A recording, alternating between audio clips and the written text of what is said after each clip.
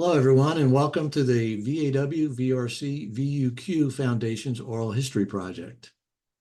The goal of this project is to capture and preserve significant events and their associated stories from the VAW-VRC and now VUQ community's illustrious history and make them available to the community and the general public. We also look to honor the people who form the bedrock of our community's success. I'm Joe McNamara of the Foundation. It's my honor to introduce today's interviewee, Chief Warrant Officer 4, Bob Meyers, United States Navy retired. Bob's going to talk to us about the role of the flight tech, an enlisted air crewman who played a critical role in operations with the E-1B, E-2B, and E-2C. Our interviewee has had a long and impressive career in the VAW community, starting as an E-1 in 1972 and retiring as a Chief Warrant Officer 4 in 1996. He served on 8 different aircraft carriers, logged over 3,000 flight hours with over 400 traps.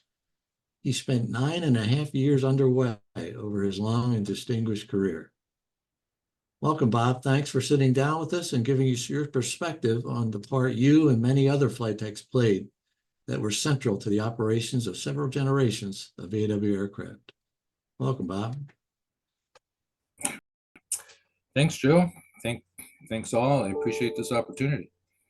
Let's start kind of historically. Tell us how you got into the Navy. Enlistment. Well, I grew up in a small town in Illinois, just east of St. Louis, and my enlistment goes like this. I was engaged, and we had a falling out due to a few bad decisions on my part. So I wanted to get out of town and do something adventurous and drastic, like joining the military. Oh, quick note, good things do happen. And some years later, I did, and am still married to my wonderful wife, Mona, who I was engaged to at that time. So anyway, I visited the Navy Marine Corps recruiting office wanting to enlist right away. My intention was to join the Marines. However, the Marine recruiter was busy, so I ended up talking with the Navy recruiter. He set me up for the AFQT, ASVAB, and physical at MEPS in St. Louis. So the next day I went to St. Louis, took the test and the physical. Back to the recruiting office the following morning, and after reviewing the test results, the recruiter informed me that I was qualified for anything. I said, good, I want to fly. I had completed the private pilot's course and actually did the ground test at St. Louis. After a few Cessna flights during high school, I discontinued it, so I didn't get my license. So the recruiter and I selected aviation, and he informed me that I could go to Great Lakes RTC in Chicago within 2 weeks. I told him I would enlist and go to the next day if I could go to Orlando RTC. He made 2 calls and then told me to be there the next day at 0800. The next day, a friend dropped me off at the recruiting office where I boarded the van in the airport to St. Louis, flew to Orlando, mustered up with about 12 other recruits at the airport, and we bussed to RTC where I began my Navy career as an airman recruit, or E-1, with a basic pay of $243 a month that increased to $288 a month after boot camp. What made you zero in on the VAW community? At what point did that happen for you? Well, that was kind of easy. Since I had selected aviation and air crew, when I received orders to ATA school out of boot camp, I filled out the dream sheet at ATA school in Millington for any air crew billet. Upon graduation, the detailer gave me the choice of A3s and VAQ at Key West or E2s and VAW at NAS North Island, San Diego. Well, that was a no-brainer. San Diego sounded great, so I selected VAW. However, my orders were to VAW 111 Det 6, which was E1s vice E2s. So that's where I started my VAW career. Okay, so talk for a minute about just generically, what is an AT in the Navy and what's their role? The AT is an aviation electronics technician. The role is they perform scheduled and unscheduled maintenance and inspections on electric and electronic systems. They troubleshoot and diagnose issues in efforts to maintain, repair, and test electrical and electronic systems such as navigation, radar, communication, computers on the aircraft or at the AIMD high level. They install changes or mods to systems and perform a lot of corrosion control. ATs constantly conduct OJT or work on their PQS and rate quals. Okay, so that's a great description of what a generic AT does. Now, what was the training path for you to become a VAW flight tech? The most common path for flight techs was after air crew school and water survival training. The next step was a fleet replacement squadron or RAG. While assigned training in the RAG, flight techs gained experience and training on the E1 and E2 aircraft. That training averaged about 10 to 14 months. There was a West Coast and East Coast location for the RAG. I went to my first squadron as an AT and wanting to fly. However, as noted before, I did not go directly to E2, so there was no pipeline available. I ended up becoming a homegrown E1B flight tech in VW111-6. And I received E1B FAM training and was then trained by the ATs and the flight techs. Completed water survival and NATOPS quals and was designated in Naval Air Crewman. The E1 and E2 training were generally an aircrew systems FAM and AEW systems analyst courses, which covered weapon system management, radar, IFF, UHF, VHF, HF, ICS communications, L4, L11, data links or ATDS, PDS, SATCOM, electronic warfare, and advanced water survival. So quite a bit of systems there to receive training on. That's why such a long time getting qualified. And once flight techs completed all required training and NATOPS quals, they actually received their Gold Navy Aircrew wings. Then flight techs received orders to their first squadron upon completion of the RAG. After assignment to a squadron, they continued on-job training, flight tech training, to become an expert in the E1 or E2 aircraft type. Additional training for most flight techs included phasal tray GUPAC training in survival, evasion, resistance, and escape, or as we all know, SEER school, deep water environmental survival training, or DWEST, and jungle environment training in the Philippines. Boy, what an experience SEER was. I personally was waterboarded 3 times, and after receiving a bowl of rice as the flag was raised with the national anthem blasting, the senior officer, the lieutenant commander, who was also waterboarded a few times, and myself were called out. We were evaluated by the doctor prior to being released. Also in the early 70s, if you were to fly on any Westpac or during any Westpac deployments, you had to complete SEER prior to deploying. So that's the basic way flight techs received training and became designated naval air crewmen. Do you have any challenges with all the water survival or the SEER itself? It sounds, I know we've all been through that. It's quite an experience. I enjoyed being in the black box, actually.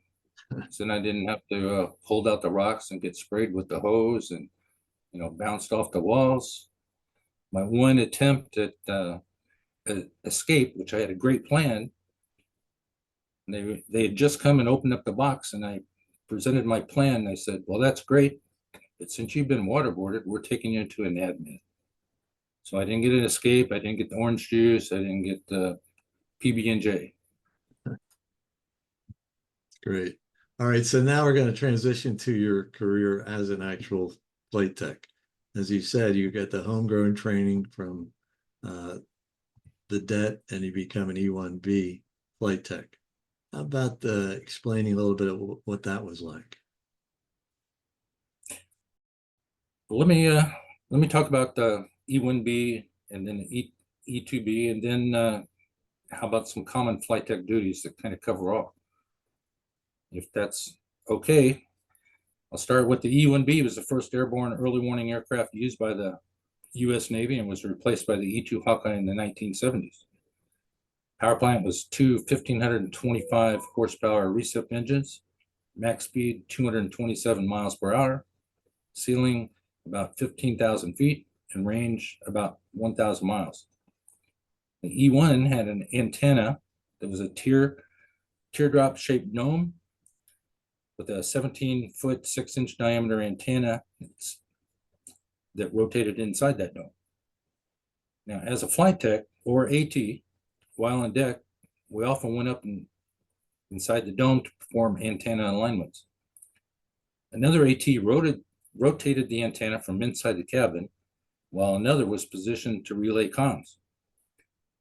That was required because if we didn't have the close coordination, there was only one bailout point inside the dome, and there wasn't a clear track inside the dome to run around on. So you were definitely in a bad place if you didn't control that antenna while you were inside the dome. Now the radar system was a APS-82, which also had an airborne moving target indicator or AMT function. The E1 crew was normally 4. However, we also flew as 5, where the flight tech had a C-pan bolted to the deck with a back pad mounted on the aft bulkhead just inside the entrance hatch for takeoff. After takeoff, we took position between the two NFOs by inserting a portable jump seat in the floorboard and pulled up the lighted plotting board with the tabletop. We drew up sectors for marking and tracking targets. While on ICS and monitoring radios, we used grease pins, red, black, green, and plotted aircraft contacts and surface ships noting speed, heading, and ID type. The data was transferred to the ship via bellhop or radar to radar. It was also communicated via radio to operators located in CIC. When there were system failures detected, we would troubleshoot those systems, break out our tool pouches, and attempt repairs. Now, the systems in the E1 that required the most troubleshooting or replacement were radar, scopes, and radios. The E2B, E2C was the antenna, a dish or a saucer, power plant, two 5,100 shaft horsepower T56A427 turboprop engines, max speed 400 miles per hour, ceiling over 30,000 feet, and range over 1,600 miles. The back-end crew operator positions were the ACO, SECO, and RO. Most of the system operating controls were located at the RO position, which the flight tech controlled. E2s had advanced electronics and many more systems than the E1. Radar configuration for the E2B was APS 96, 120, 125, and E2C was 138, 139, 145. Provided more stable platform, resulting in improved height finding capability, improved AMT function, and surface surveillance. A digital mission computer provided processed radar video in addition to raw radar. The IFF system was APX 72, later upgraded to APX 100. E2 also had ALR 59 or 73 PDS system. In addition to operating the systems, the flight tech was responsible for troubleshooting in-flight failures, performed troubleshooting, breaking out the tool pouch, and performing repair on all systems as possible. Flight tech also assisted the crew in mission operations as directed by the SECO, including conducting AIC with CAP assets. Another improvement from the E1 to E2 was the use of grease pins on the scopes was replaced by use of light pins. Flight techs normally carried a spare light pin. And the systems in the E2s requiring the most troubleshooting and replacement were the radar boxes, the scopes, digital and mission computer, Link 11, PDS, and radios. No, and as we know, the flight techs were ATs in addition to being flight techs. So you also had a role in the shop when you weren't flying. How did you manage your day when you had these additional responsibilities to a regular AT? Let me try to capture that by providing some common flight tech duties. First off, all flight techs had the same duties as non-aircrew ATs. Once they reported to their squadrons, many were PC trained to handle cross-country, length flights, or detachments. The flight techs did have a normal 12-on, 12-off shift like every other maintainer.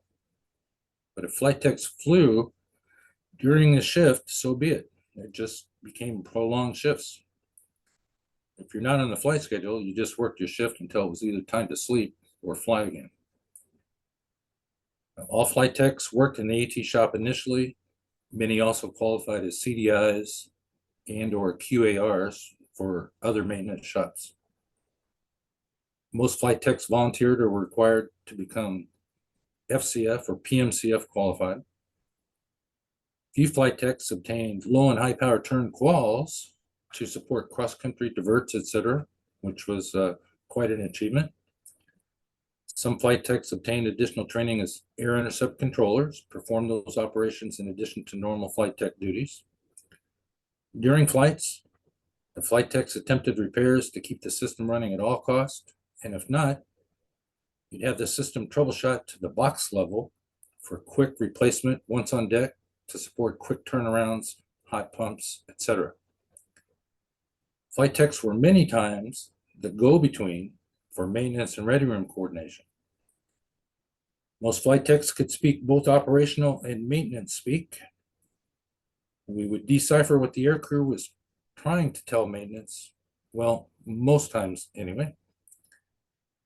During some areas of operations in the E2B, E2C, flight techs were required to be on every flight while assigned to some CAGs, which was mandated by the Area 3-star. Flight techs assisted the NFOs by providing tips and troubleshooting procedures, provided tips to the pilots also, and we received operational tips from the NFOs. Most senior flight techs spent a stint in or as flight deck coordinator, maintenance control, division chief, quality assurance, and safety. Many senior flight techs performed duties as a squadron flight tech instructor, and when assigned to VAW-110, some West Coast flight techs performed additional duties as the squadron NATOPS qualifier, the ComFit AW wing pack or air pack evaluators. I was the NATOPS evaluator while on VAW-110 and conducted annual evals on all West Coast VAW squadrons, including VAW-115 and VAW-88. A lot of those evals were done alongside Pat Madison and Arnie Snowberg. A note is in the 1970s, flight pay was $55 to $100 a month, depending on rank and time of service. In the early 1980s, it was $100 a month, but did increase again with rank and time in service. Did that Most of the time, we also received flight deck hazardous duty pay for working the flight deck,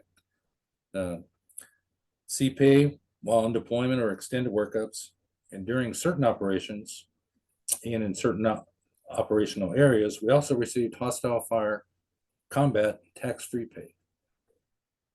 So let me ask you about the pays, because that was certainly a bonus for you. Did you get any flack from your fellow ATs that you were living higher on the hog than they were? Was there any friction there? There was not. They knew we did the time and effort, and especially additional hours working over shift and all the other collateral duties that most flight techs did was actually more appreciated by fellow ATs because it helped them out as well as us. Early in your remarks just now, you mentioned quite a few phrases. I want to go back just for our our viewers. So you mentioned CDI, QAR, various qualifications. Can you tell us what those acronyms meant, and also the FCF and PMCF and things like that? Yes, sure. A CDI was a collateral duty inspector. So you, as an AT, you might perform the repair and then inspected by a collateral duty inspector. And then depending what system it was, or what other shops you were supporting, you might be a QAR, which was a quality assurance rep. So you were actually supporting quality assurance, regardless being an AT or in the AT shop. You would actually be a QAR for other maintenance shops. Now, FCF is functional check flight, or PMCF is post-maintenance check flight. So if you did an engine repair or engine replacement or anything that required a check flight, actually many systems required a check flight also. So it was not required, but in most cases, and I think there was benefits qualifying and being designated a check flight crewman. I know it was for me. Well, as you were describing it, it's quite striking how many things you actually had to be good at to help the mission and to accomplish your job. So that's quite something. Another thing you had to do was, unlike maybe a lot of your peers in the shops, you were dealing with officers all the time. Like every time you went flying, you're dealing with officers. Was that were any issues with that? You're kind of bridging the world between the officer corps and the enlisted corps. Not really. I personally had great relationships with all the officers, pilots, NFOs, ground officers, maintenance control, all the master chiefs, senior chiefs, and the other enlisted in the squadron. It was great. It was great going on bingos. Bingos are cross countries with the crew also, because most of the time I get taken over to the O Club and occasionally take them to the E Club, or whichever club is available, depending what base we were on, Air Force or Navy. And so the relationship was very good. So another thing you talked about, when you talked about the really impressive list of tasks and things that a flight tech had to do, was being an air intercept controller. Tell us a little bit about your training for that and what that entails. Yes, my initial training was completed at the Fleet Combat Training Center Pacific in San Diego, and it was done on a shipboard trainer. So the same systems they have aboard ship. And then that training continued via weapon system trainers and live flights in VW-117 and RVW-110.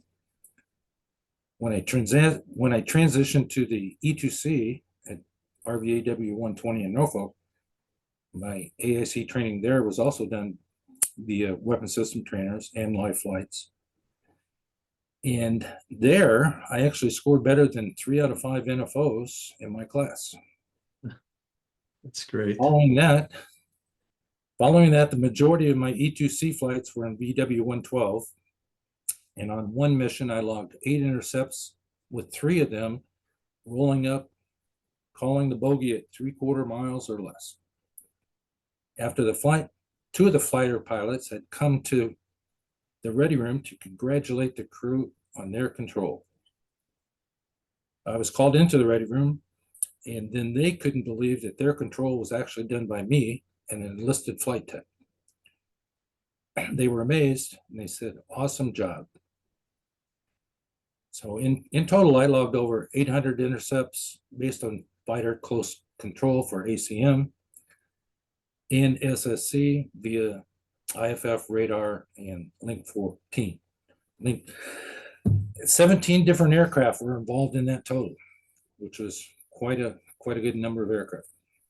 So it's another area to me which highlights the versatility of the flight tech. I mean, one of the core entry-level skills for the NFOs was to become a good controller, but we didn't have to troubleshoot boxes at the extent that you guys did. So another kind of impressive feat that the flight tech community did as a routine basis. I remember in my day, some of the more senior flight techs were fabulous controllers, and they were the guys you wanted to have controlling aircraft at times of importance. So that is really cool. I appreciate your pride in being a good AIC. You know, one thing we didn't really highlight, but you are on so many different carriers over a long period of time. You really were all over the world, including deployments to Vietnam. So again, congratulations on it, being a Vietnam veteran in addition to your many other elements of service. Anything you want to highlight about your operational days and the places you went? Well, overall, there were 16 different operations, either on deployment or during deaths. I guess a couple of highlights might be Operation Frequent Wind. That was Vietnam, and that was the evacuation of Saigon. Now, the carriers Midway and Hancock provided most of the aerial evac, and then most of the Vietnamese evacuees were housed on Brandy Island in Subic Bay, where a large tent city was set up. They were then processed from there and then flown out of QB Point to bases in California. So that whole endeavor was very enlightening, and I think we did a very good job of actually processing and getting the evacuees to California. And then Desert Storm was another operation where on board Kitty Hawk with VAW-114, there was lots of media coverage, lots of photographers, and then they had an MCON period, or mission control, no communication, no communication off the ship, for a 24-hour blackout. The strike group had left with full armament, and most aircraft came back empty. And then when we saw the reports from the journalists, the reporters, the photographers that were there on board, when we saw those the next day, that was a real treat. And then I guess another one would be during Somalia, a couple of stints in Somalia, but the E-2 controlled fighters to patrol the airfield and also provided air traffic control as the ATC for all flights in and out. And that continued for a continuous period for about 36 hours with the E-2 on station that whole period. Another impressive operation. That's great stuff, Bobby. As I say, the scope of your duties and your career really spanned from Vietnam, like you say, to Desert Storm and beyond. So that's really great. Now, every good Navy person has some sea stories. I wanted to give you a chance to throw out one or two if you don't mind sharing. Yeah, I might have a couple that are of interest. Let's see. So I was fortunate enough to be selected to attend 2 air shows in Canada, one at Abbotsford in British Columbia and one at Moose Jaw in Saskatchewan. At the Moose Jaw Air Show, the sponsors from the Canadian Forces weren't sure what rank I was. So I was put up in the sergeant's quarter. The JO who picked us up at the airfield dropped me off at my quarters and then the crew at their quarters. My sponsor, Mike, stopped by, introduced himself, and said he wanted to take me to the Sergeant's Club. So off we went for a steak cookout, and after dinner, we went inside for beers. The crew didn't see a sponsor until the next morning when we were picked up and dropped off at the flight line for the air show. Mike had come by the E2 display and asked if I wanted to have dinner. So he picked me up again and took me off base to his house for dinner with his family. We later went back on base to the club for some beers and refreshments, and I tried a few times to buy around, but everyone said I couldn't because I was Mike's American Navy friend. We had another good day at the air show, speaking with a lot of people who were interested in the E2.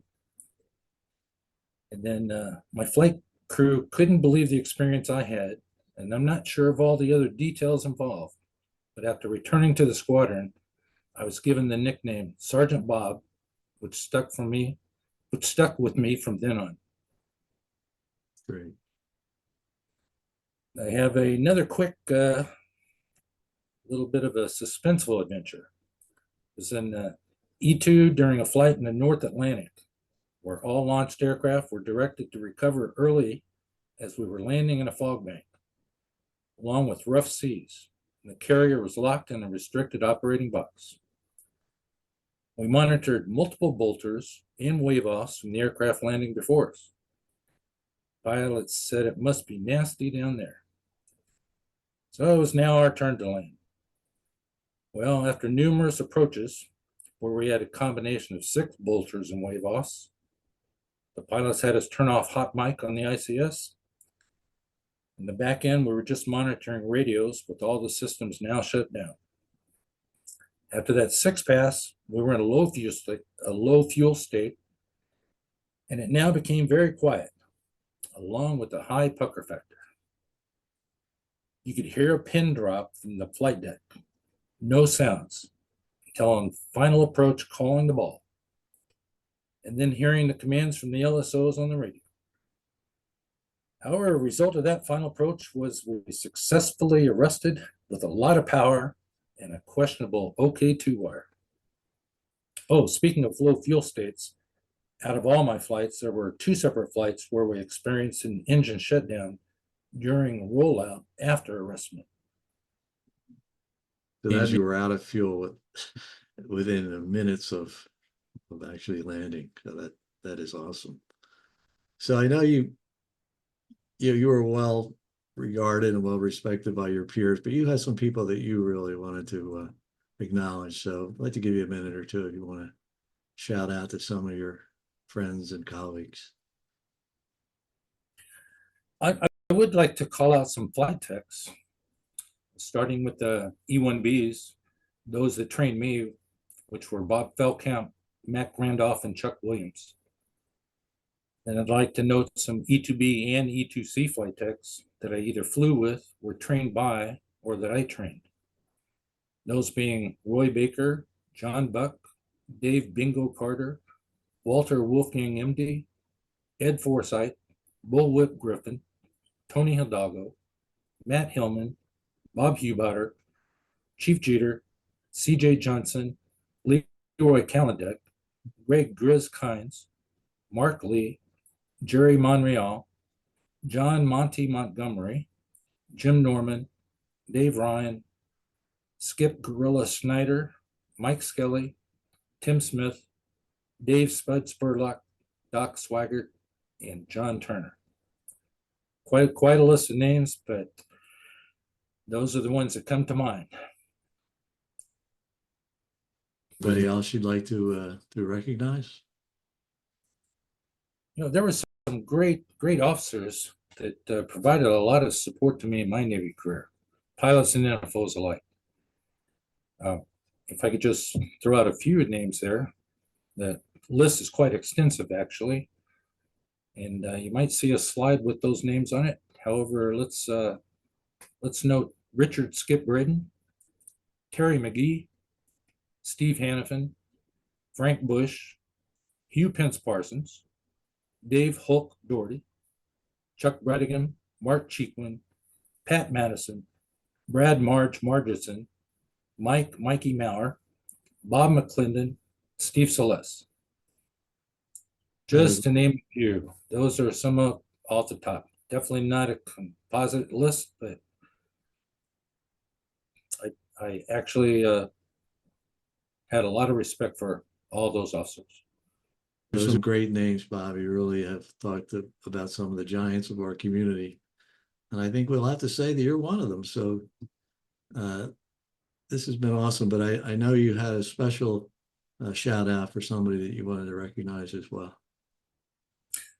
I do. I have to give a shout out to a special friend, Commander T.P. Simons, who motivated and was very instrumental in me being selected and commissioned as a CWO2. Well, Bob, I just want to congratulate you on a great career and thank you for coming out today and talking to us, because we really want to recognize all members of our community who made such great contributions. And the flight techs were definitely immeasurably important to the success of our community over the years. So they say it many times, but thank you for your service. Thank you for all that you did for us, and thank you for being part of this interview today. Well, thank you so much, and I definitely welcome the opportunity. Hopefully it provided some interesting information or some background on flight tech's duties and a little more illustration of what pertained to the flight tech. And again, I welcome the opportunity and thank all of you for all your sacrifice, not just service, but sacrifice in total. I do have a couple of things here. I don't know if you can see this, but I do have a Great looking flight jacket. There's quite a few.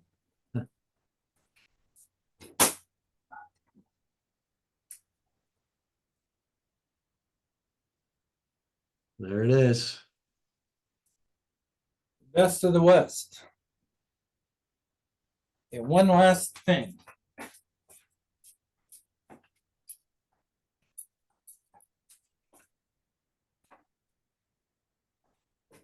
My last comment is a shout to all former hogs, hog check. Thanks, Bob. Great job today. And again, thank you so much for sitting down with us.